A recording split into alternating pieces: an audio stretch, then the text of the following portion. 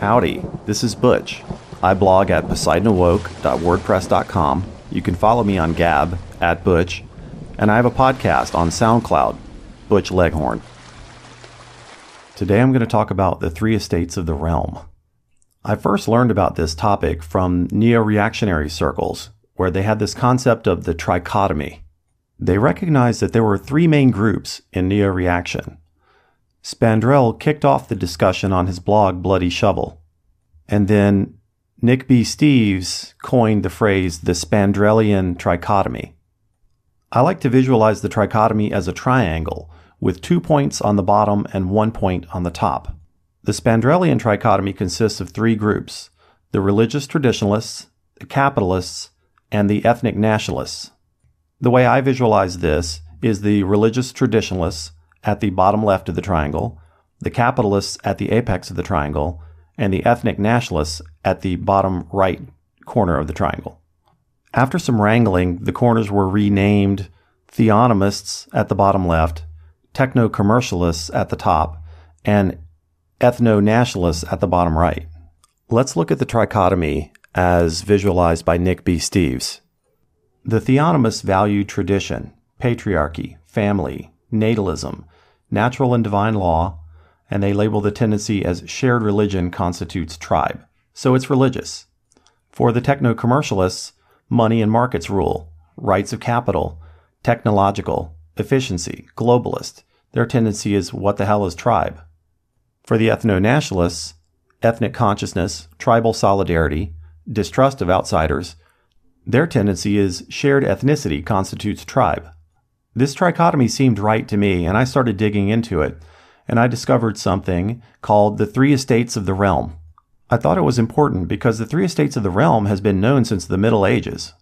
In the three estates of the realm, the tripartite social order is split into oratores, those who pray, bellatores, those who fight, and laboratores, those who work. Going back to the Spandrellian trichotomy, those who pray are the theonomists, those who work are the techno-commercialists, and those who fight are the ethno-nationalists. In modern parlance, we hear people talk about sometimes the media as the fourth estate. They're referencing the three estates of the realm when they call the media the fourth estate.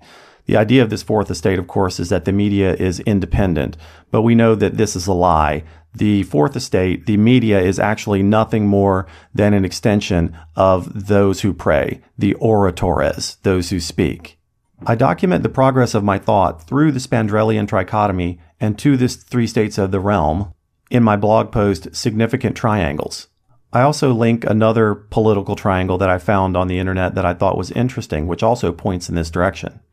The point of all this is that the neo-reactionaries discovered the trichotomy independently, and then I made the connection to the ancient three estates of the realm. This leads credence to the idea that this three-way division of our society is fundamental. Now let's tie this into biology and see why it is that this three-way division is so fundamental. My last video was about left versus right, and I outlined the genetic cause of the conflict between left and right. The left is dysgenic, while the right is eugenic. Essentially, the left is female and the right is male. I have another post on the Propertarian Forum called Rock, Paper, Scissors, and Fascism, where I use Kurt Doolittle's work. He uses the trichotomy extensively. If we label the trichotomy using his labels, the bottom left triangle is the female, the top apex of the triangle is evolutionary, and the bottom right is the male. There are three ways that you can coerce someone to cooperate with you. The first is to use the female method of coercion, which is to gossip, to rally, shame, ostracize, to use voice in order to control those around you.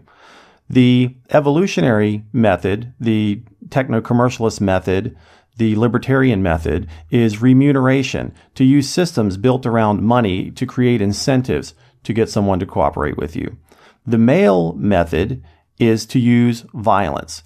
Law is violence. Law is male. The way law works is you set a boundary, and if someone goes outside of that boundary, then they receive violence until they get back within the boundary. Understanding that women use voice, rally, shame in order to mind control, and that men use violence in order to control the body, then we see that mother is totalitarian and father is authoritarian. The totalitarians want to control the way you think. That's what mom does. The authoritarians want to control what you do. That's what dad does. This is why political correctness won't end, because it has to positively control where the mind goes, what the mind thinks. And this is why the right is what we call reactionary. If you think about a referee in a game of some sort, the referee doesn't tell you what you should do while you're within the rules of the game. But when you break the rule of the game, then the referee steps in. Because it's the job of the referee to place limits on the actions within the game to make sure that they stay within the rules, then the referee can only react. That's his job, to wait until someone steps out of bounds and then react. This is what the reactionaries do. The reactionaries place limits. They place boundaries. Another conception of the three estates of the realm is the church and the burghers, the merchants, and then the aristocracy. The church, of course, are the theonomists.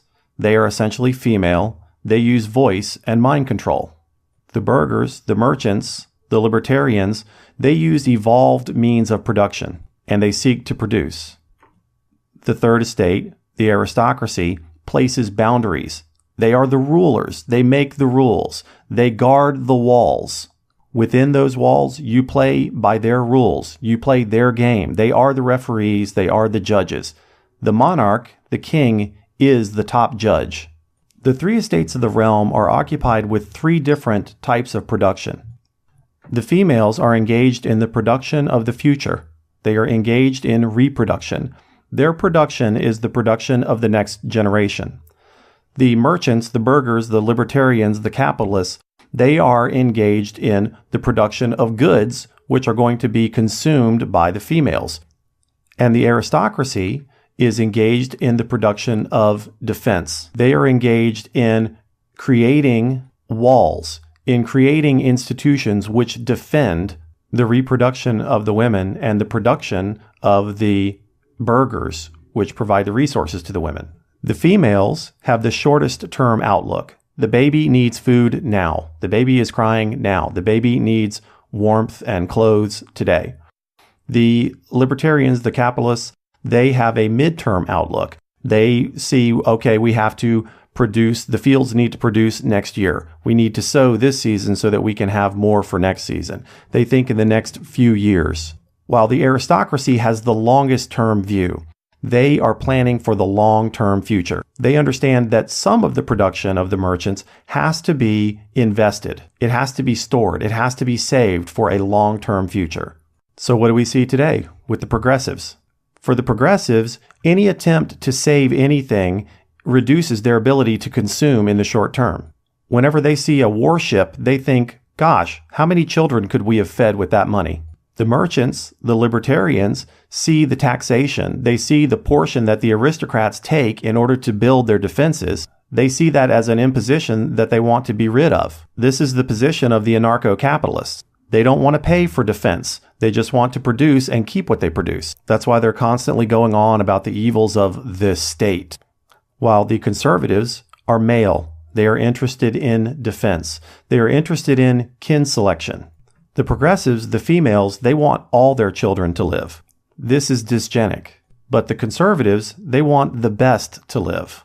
They understand that if they were to continually pour resources into the worst, that they'll just continue to get more of the worst. And eventually the system will collapse. For this reason, the conservatives are eugenic. The left, the progressives, are female. They're interested in taking care of their children, of their babies. That's how they think. They think like women. The libertarians are young males. They're interested in producing so that they can get women to reproduce with them. The conservatives are the judges. They are the older men of the tribe who are interested in the long-term survival of the tribe. All three of these divisions are evolved. All three of these divisions are important. We cannot crush the left because the left is our women. The libertarians can't crush the state because the state is the walls that keep them safe from the barbarians. And we cannot allow the women to consume everything in sight to pay for their dysgenic reproduction. That should do for an overview of the three estates of the realm. I hope this will get you thinking about the biological nature of the politics that we are engaging in. The trichotomy and the three estates of the realm are not arbitrary. They are genetically determined, and all three are necessary. We have to balance the 3 points of the triangle. That's how we build the future.